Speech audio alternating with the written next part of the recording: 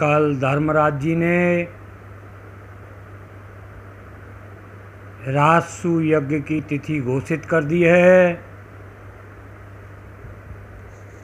और चारों भाई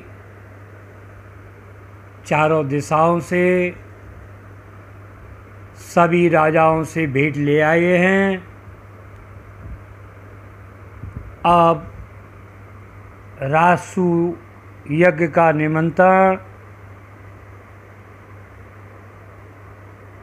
दुर्योधन के लिए दुख का समाचार है कि पांडव यज्ञ कर रहे हैं और मैं केवल पांडवों के विनाश में ही लगा रहा हूँ। अब तो सभी नृप इंद्रप्रस्थ के अधीन हो चुके हैं। अब अपने दुखों का रोना किससे रोए? उसके एकमात्र मामा शकुनी थे, वह उनके पास पहुंचता है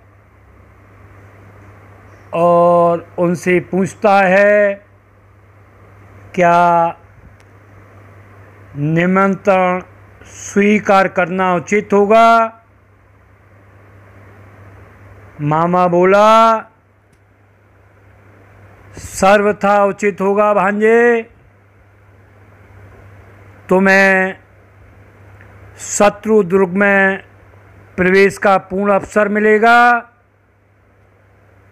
भविष्य की योजनाओं में काम आएगा। तुम इंद्रपुरी चलने की तैयारी कीजिए।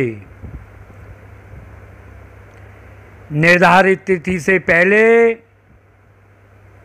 धृतराष्ट्र, गांधारी, पितामह हैं, गुरु द्रोण, दुर्योधन, दुशासन, कर्ण सभी पांडवों के संबंधी सदल के साथ हस्तिनापुर पहुंच चुके हैं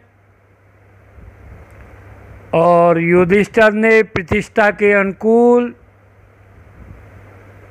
कर्तव्य निर्धारण का कार्य करते हुए पितामह से प्रार्थना की है। पितामह और द्रोण ने परामर्श कर सभी के दायित्वों को परिभाषित कर सभी को जिम्मेदारियां बांट दी हैं। गुरुपुत्र अश्वत्थामा स्वागता अध्यक्ष बने। दुशासन को अतिथियों को खिलाने का कार्य दिया गया और उनके साथ बहुत से सहायक भी दिए गए। संजय ने सेवा व्रत लिया। धर्मात्मा विदर्जी को खर्चे का भार सौंपा गया और दुर्योधन को राजाओं से भेंट आदि ग्रहण कर उन्हें यथास्थान संचित करना, सभी के कार्यों का विभाजन हो चुका था। लेकिन श्री कृष्ण चिंतित थे कि इतना बड़ा यज्ञ और उनको कोई कार्य नहीं मिला। पितामह से पूछने लगे मेरा दायित्व क्या है? पितामह ने कहा आप स्वयं चुनें। भगवान बोले मैंने अपना कार्य चुन लिया है। मैं विद्वानों ऋषि मुनियों के चरण पखारूंगा। पितामह ने भी आज्ञा दे दी। शुभ कार्य में विघ्न आते ही हैं, इसलिए गणेश के पूजा का विधान है। यज्ञ के आरंभ में घोर विघ्न आ गया। राजसूय यज्ञ की परिपाटी है कि सर्वश्रेष्ठ व्यक्ति की अग्र पूजा होती है। अब पहला अर्ध श्री कृष्ण को ही अर्पित किया जाता है। युधिष्ठिर और पितामह के परामर्श के बाद श्री कृष्ण को अग्र पूजा के योग्य माना। भीष्म ने निर्णय सुनाया और माद्री पुत्र सहदेव ने श्री कृष्ण की अग्र पूजा संपन्न की। उधर श्री कृष्ण के घोर शत्रु शिशुपाल को यह बर्दाश्त नहीं हुआ। उसने पहले धर्मराज का क्रोध का शिकार बनाया, उसके बाद युधिष्ठिर स्वयं शिशुपाल के आसन तक गए, उन्हें समझाया कि वीरों को कटु वचन शोभा नहीं देते। शिशुपाल फिर पितामह की ओर मुड़ा और बोला, इतने श्रेष्ठ जनों को आमंत्रित करके उन्हें अपमानित करने का आपको क्या अधिकार है?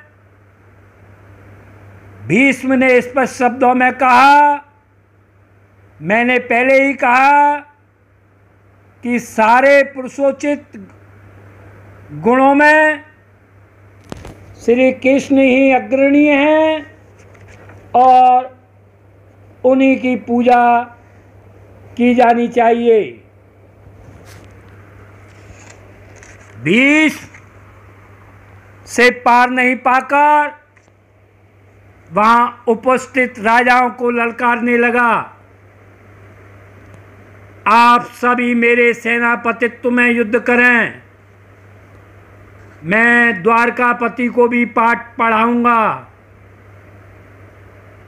वह श्री कृष्ण की ओर मुड़ा और बोला, तुम भी अपने को इस अग्र पूजा के योग्य मानते हो, तुम क्षत्रिय नहीं यदुवंशी हो। कृष्ण चुप रहे। वह कृष्ण की 100 बातें सुना चुका था। कृष्ण अब चुप नहीं रहे। श्री कृष्ण गरजे और अपने रौद्र रूप से उन्होंने शिशुपाल पर अपने स्थान पर जड़वत देखते रह गए।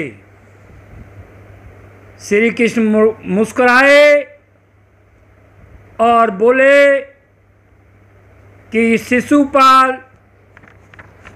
तुमने गणना में भूल गए हो, 100वीं गाली मुख से निकल चुकी है। तुम्हारी माँ को मैंने वचन दिया था 100 गलतियों को बर्दाश्त करने के बाद अब तुम संभलो, तुम सीमा लांघ चुके हो। श्री कृष्ण ने सुदर्शन चक्र युक्त उंगली घुमाकर उसकी गर्दन की दिशा में भेज दिया। सुदर्शन जब वापस आता है तब चक्र का तीक्ष्ण दंत श्री कृष्ण की दाहिनी तर्जनी को छू जाता है। रक्त की कुछ बूंदें भूमि पर गिरती हैं, चारों ओर आपाधापी मच जाती है। वहाँ आवश्यकता थी मस्त वस्त्र के टुकड़े की।